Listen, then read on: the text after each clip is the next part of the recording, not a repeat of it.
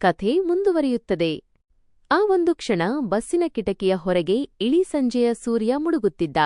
ಚಂದನನ ಮಾತು ಕೇಳಿದ ಮೇಲೆ ಅನುಳ ಹೃದಯದಲ್ಲಿ ಒಂದು ವಿಚಿತ್ರ ಭಾವನೆ ಮೂಡಿತ್ತು. ಅವಳಿಗೆ ಅದು ಇಷ್ಟವಾಯಿತು, ಆದರೂ ಅದನ್ನು ತಕ್ಷಣಕ್ಕೆ ವ್ಯಕ್ತಪಡಿಸಲು ಅನುಗೆ ಸಾಧ್ಯವಾಗಲಿಲ್ಲ. ಅವಳ ಮೌನ ನೂರಾರು ಮಾತುಗಳಿಗಿಂತ ದೊಡ್ಡದಾಗಿತ್ತು.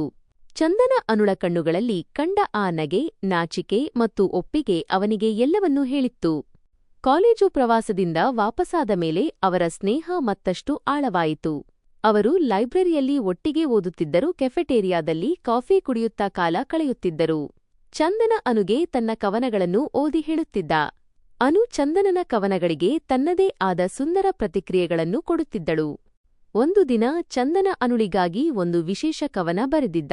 ಮೌನದಲ್ಲಿ ನೀನು ಹೇಳುವ ಮಾತು, ನನ್ನ ಕಣ್ಣಿನಲ್ಲಿ ನಿನ್ನ ಪ್ರತಿಬಿಂಬದ ಆಟ, ನಗುವಿನಲ್ಲಿ ನಿನ್ನ ಪ್ರೀತಿಯ ಲೀಲೆ ಅನು, ನೀನು ಬದುಕೆಲ್ಲ ನನ್ನೊಂದಿಗೆ ಬಾ, ನಾನೆಂದಿಗೂ ನಿನ್ನ ಜೊತೆ ಇರುವೆ ಎಂದು ಹೇಳಿ ಒಂದು ಕೆಂಪು ಗುಲಾಬಿ ಕೊಟ್ಟ. ಅನುಳ ಕಣ್ಣುಗಳಲ್ಲಿ ನೀರು ತುಂಬಿತ್ತು. ಮೊದಲ ಬಾರಿಗೆ ಅವಳು ನಕ್ಕಿದ್ದಕ್ಕಿಂತ ಹೆಚ್ಚಾಗಿ ಅತ್ತಳು. ಅವಳ ಕೈಗಳು ಚಂದನನ ಕೈಗಳನ್ನು ಅಪ್ಪಿಕೊಂಡವು. ಆಗ ಅವಳು ಹೇಳಿದಳು, ನಾನು ನಿನ್ನ ಜೊತೆ ಇರ್ತೀನಿ. ಚಂದನ ನಗುತ್ತಾ ಅಳುತ್ತಾ ಜೀವನ ಪೂರ್ತಿ. ಅವರ ಪ್ರೀತಿ ಕೇವಲ ಮಾತುಗಳಲ್ಲಿದ್ದ ಪ್ರೀತಿಯಾಗಿರಲಿಲ್ಲ, ಅದು ಒಬ್ಬರಿಗೊಬ್ಬರು ನೀಡಿದ ಭರವಸೆಯಾಗಿತ್ತು.